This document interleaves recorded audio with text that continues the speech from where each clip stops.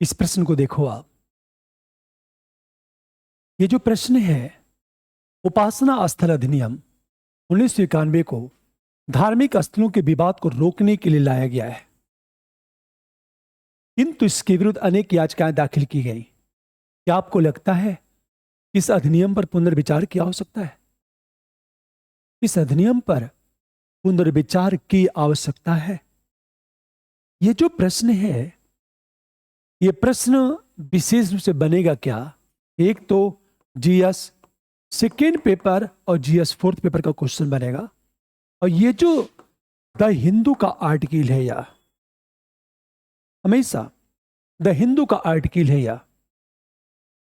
और जो भी प्रश्न मैं डिस्कस कर रहा हूं द इंडियन एक्सप्रेस या द हिंदू के आर्टिकल से संबंधित टॉपिक को उठाता हूं, वहां से क्वेश्चन क्या बन सकता है? प्रश्न ये है, धार्मिक स्थलों के विवाद को रोकने के लिए लाया गया है। अब देखो, किंतु इसके विरुद्ध अनेक याचिकाएं दाखिल की गई हैं। मेन प्रश्न ये है, क्या आपको लगता है इस अधिनियम में पुनर्विचार किया हो सकता है? मेन प्रश्न ये है। अब जब इंट्रो की बात करेंगे तो इंट्रो में ये बात करेंगे और हम ये लिखेंगे, इतिहास में किसी भी धार्मिक स्थल के चरित्र को बदल के, ध्यान दो, चरित्र को बदलकर एक विवाद को जन्म दिया गया। उन विवादों को रोकने के लिए यह अधिनियम लाया गया। तो इतिहास में स्वाभाविक है क्या गलतियां हुई हैं। तो सबसे पहले हम इस इंट्रो की बात करेंगे फर्स्ट पैरे में और लिखेंगे, इसके बारे में बताएंगे। इंट्रो, हमारा पूरा जो इंट्रो रहेगा इस अधिनियम के संबंध में रहेगा। इंट्रो, अरे बात है। तो देखो इंट्रो कैसे रहेगा कि इतिहास में या अतीत की बात करें हम लोग, अतीत में धार्मिक स्थलों के चरित्र में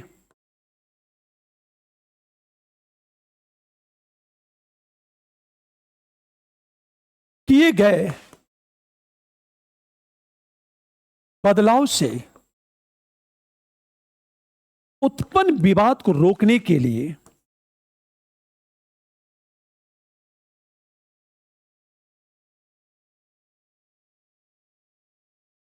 उपासना स्थल अधिनियम 1991 लाया गया।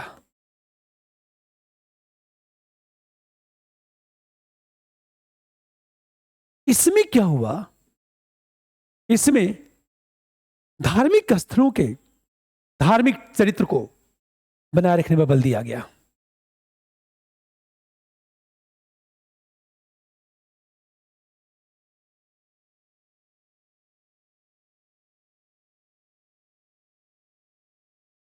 कि चरित्र को बनाए रखने पर बल दिया गया।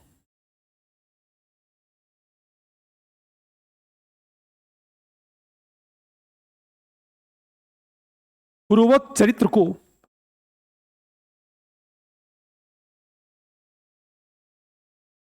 बनाए रखने पर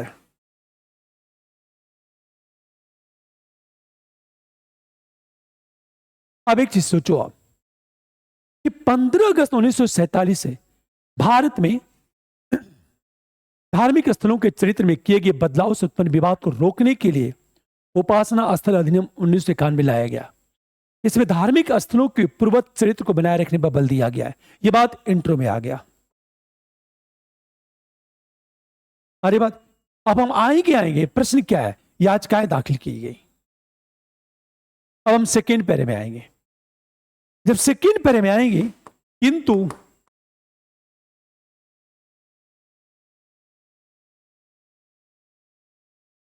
इस अधिनियम में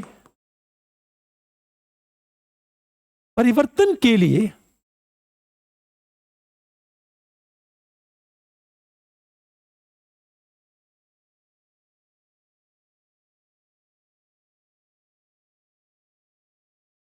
और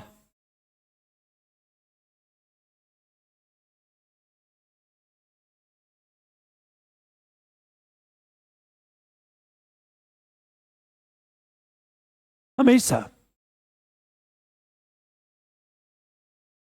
इस अधिनियम पर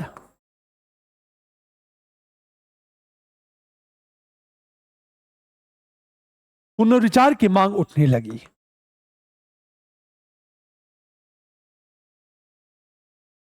क्यों पुनर्विचार की मांग उठी? क्यों? पहली चीज, क्योंकि इसे असंवैधानिक माना गया, क्योंकि न्यायिक समीक्षा को रोकता है, क्योंकि यह असंवैधानिक है, क्योंकि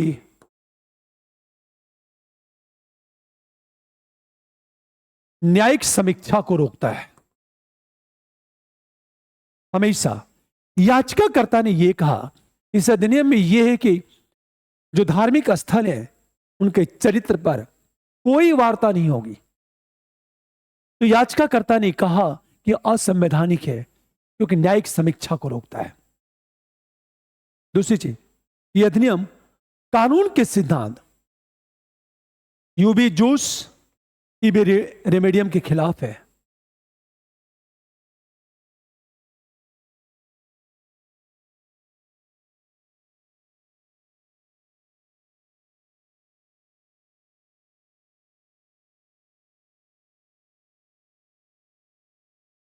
यूबी जूस इबी रेमेडियम के खिलाफ है। इमी रेमेडियम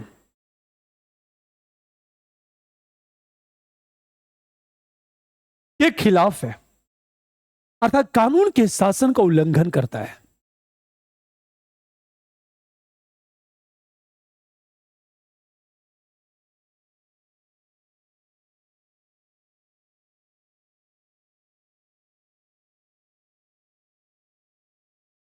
यह चीज याचिकाकर्ता ने कहा कि कानून के सिद्धांत के विरुद्ध है। याचिकाकर्ता ने यह भी कहा यह धर्मनिरपेक्षता के सिद्धांत का उल्लंघन करता है, या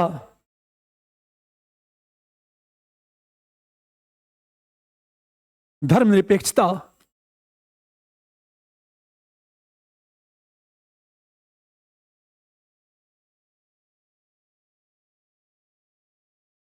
उल्लंघन करता है, क्योंकि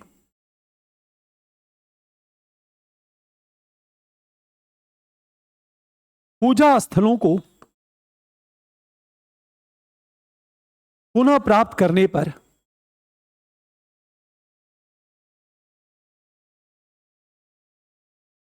रोक लगाता है। अब सोचो, यह धर्मनिरपेक्षता के सिद्धांत का उल्लंघन करता है क्योंकि पूजा स्थलों को पुनः प्राप्त करने पर रोक लगाता है। अंत में देखा जाए याचिकाकर्ता ने क्या कहा, यह धर्म की स्वतंत्रता का उल्लंघन है। एक देखा जाए याचिकाकर्ता का यह कहना है यह धर्म की स्वतंत्रता का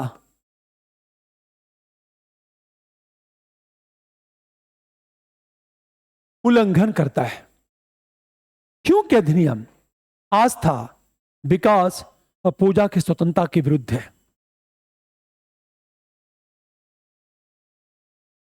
यह अधिनियम आस्था, विकास एवं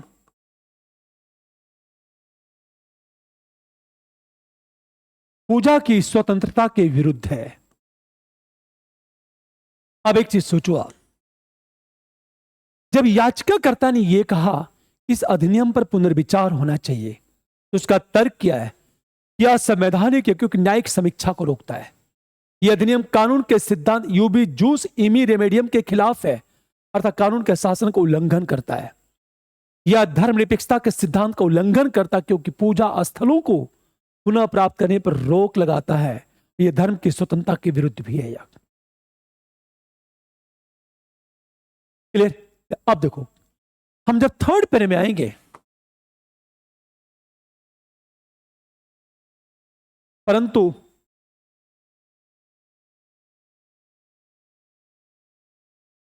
तार्किक दृष्टि से विचार किया जाए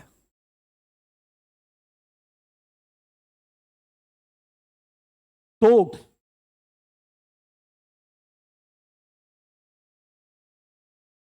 इस अधिनियम पर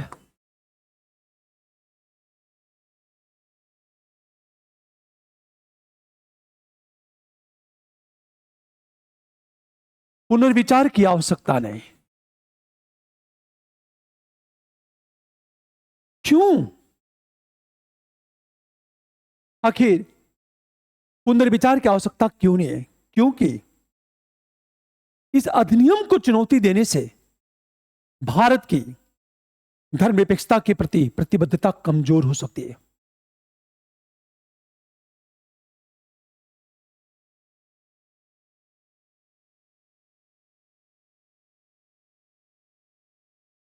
चुनौती देने से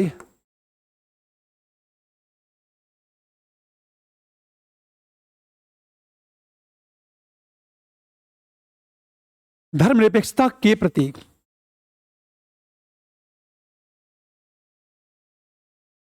प्रतिबद्धता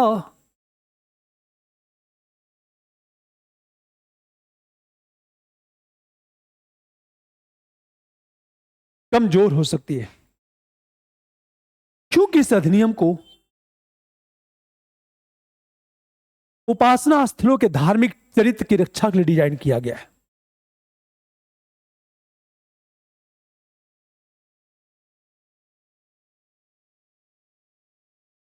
को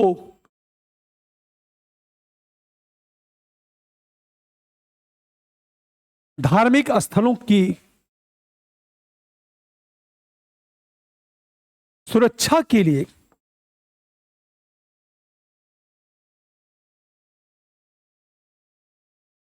पहला पॉइंट, इस अधिनियम को चुनौती देने से भारत की धर्मनिरपेक्षता के प्रति प्रतिबद्धता कमजोर हो सकती है, क्योंकि इस अधिनियम को धार्मिक स्थलों की सुरक्षा के लिए डिजाइन किया गया है। नंबर 2, याचिकाएं एवं बहसें राजनीतिक एजेंडे में एक उपकरण बन रही हैं।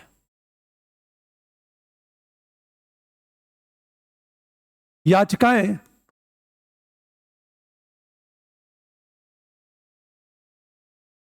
राजनीतिक एजेंडे में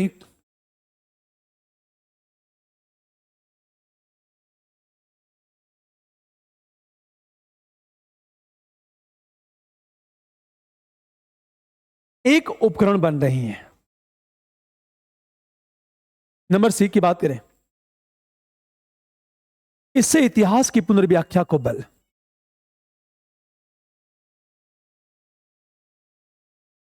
नंबर सी देखो आप, इससे इतिहास की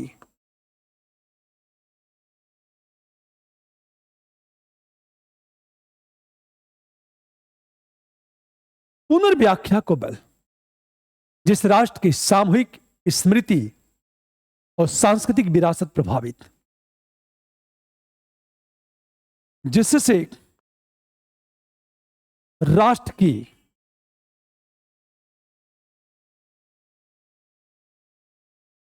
सामूहिक स्मृति एवं सांस्कृतिक विरासत प्रभावित। और नंबर डी की बात करें हम लोग, अधिनियम को चुनौती देने और पूजा स्थलों के विरुद्ध कई याचिकाएं दायर करने से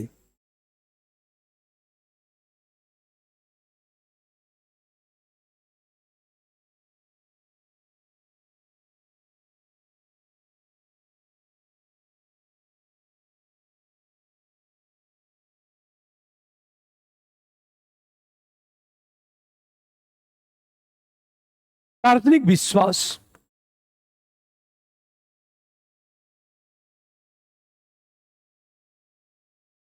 जो सार्वजनिक विश्वास है भंग हो सकता है।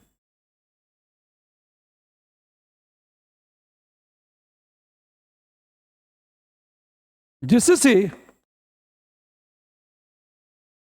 सद्भाव प्रभावित। इसीलिए इस पर पुनर्विचार नहीं किया जाना चाहिए। अंत में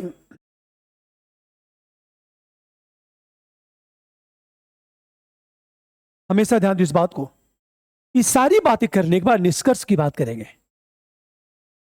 अतः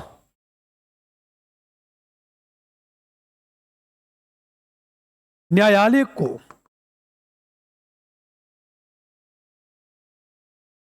याचिकाओं पर विचार करते समय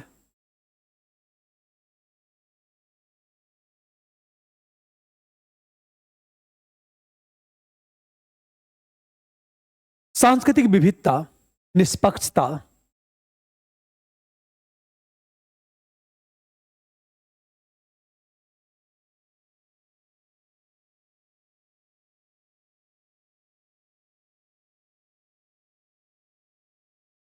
निष्पक्षता, स्थिरता एवं सद्भाव को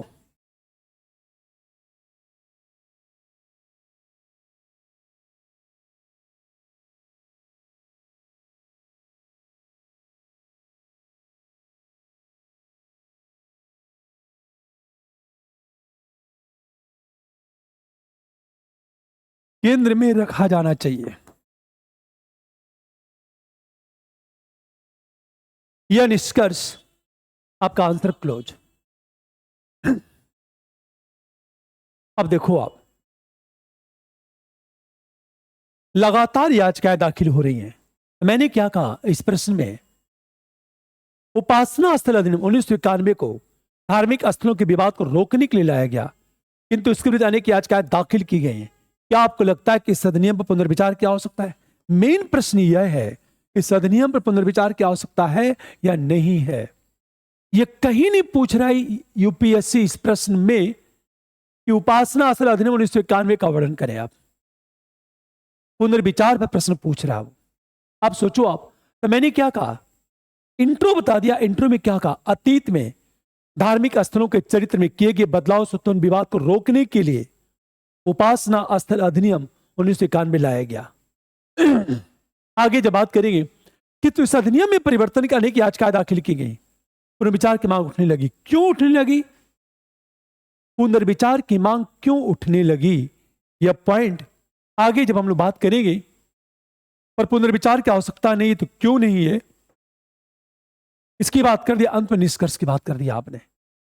यह प्रश्न क्यों महत्वपूर्ण है कि उत्तर प्रदेश के संभल डिस्ट्रिक्ट में आपने देखा होगा बहुत सारे मस्जिदों पर दावा किया गया है कि पहले मंदिर था, या उस मस्जिद के नीचे मंदिर के अवशेष है। अब सोचो, आप लगातार विवाद बढ़ता चला जा रहा है। संभल में उन विवादों के कारण कई लोगों की जाने गई, कानून और व्यवस्था के समक्ष चुनौती पैदा हुई। तो हो सकता है यह प्रश्न पूछ दिया जाए, लेकिन इसी प्रश्न को बीपीएससी में कैसे पूछेगा? बीपीएससी में कैसे पूछेगा इसी प्रश्न को? ध्यान दो इस बात को।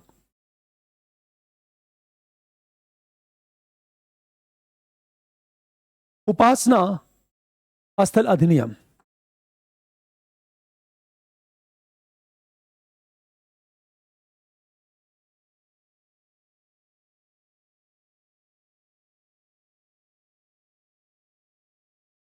उन्नीस सौ इक्यानवे हाल ही में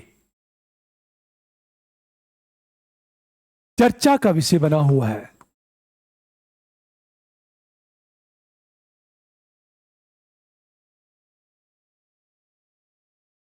ये जो प्रश्न पूछेगा वो बीपीएससी में,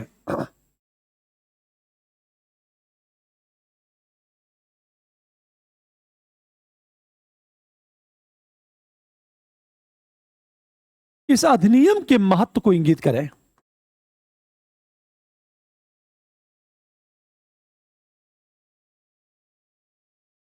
इस अधिनियम के विरुद्ध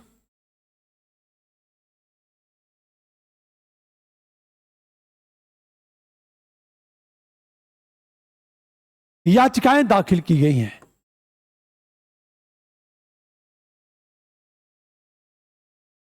याचिकाएं दाखिल की गई हैं।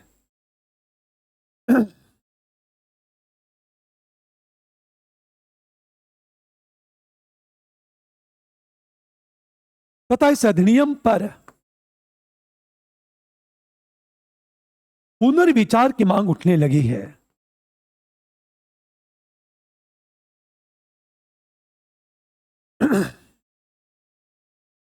क्या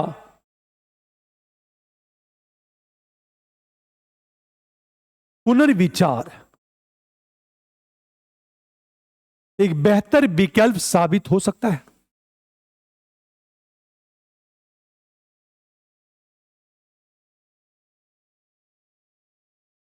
अब एक चीज सोचो, बिहार पीसीएस में यह पूछेगा उपासना स्थल अधिनियम काल में हाल ही में चर्चा का विषय बना हुआ है क्यों?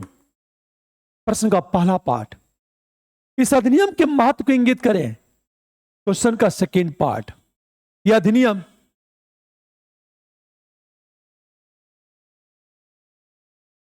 के विरुद्ध याचिकाएं दाखिल की गई हैं, क्यों दाखिल? क्वेश्चन का थर्ड पार्ट पुनर्विचार की मांग उठने लगी है, क्या पुनर्विचार एक बेहतर विकल्प साबित हो सकता है? क्वेश्चन का फोर्थ पार्ट। यह प्रश्न 4 भागों में टूट जाएगा। बीपीएससी में आंसर लिखना 300 से लेकर 400 शब्दों में, यह प्रश्न 4 भागों में टूट गया, वैसे चला जाएगा 300 वर्ड चला जाएगा। लेकिन अब हम बात करें यह बीपीएससी में, अब हमेशा ध्यान दो इस बात को, जब चर्चा का मुद्दा उठेगा ना तो करंट के जितने इश्यू हैं अब उसका उल्लेख करोगे आप। यूपीपीसीएस में इसी प्रश्न को थोड़ा सा घुमाएगा क्या स्ट्रेट फॉरवर्ड। यूपीपीसीएस में क्या पूछेगा वो सेम प्रश्न को, उपासना स्थल अधिनियम 1991 के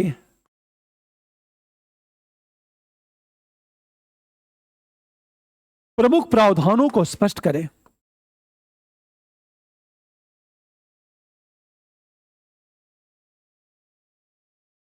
तथा हाल ही में इसकी चर्चा में आने के कारणों का वर्णन करें। यह चर्चा में क्यों आया? यूपीपीसीएस में स्ट्रेट फॉरवर्ड क्वेश्चन पूछा जाता है, थोड़ा सा बीपीएससी में प्रश्न को घुमाएगा और यूपीएससी में प्रश्न को ज्यादा ट्विस्ट कर देता है। ये है, ठीक है। Okay, good night.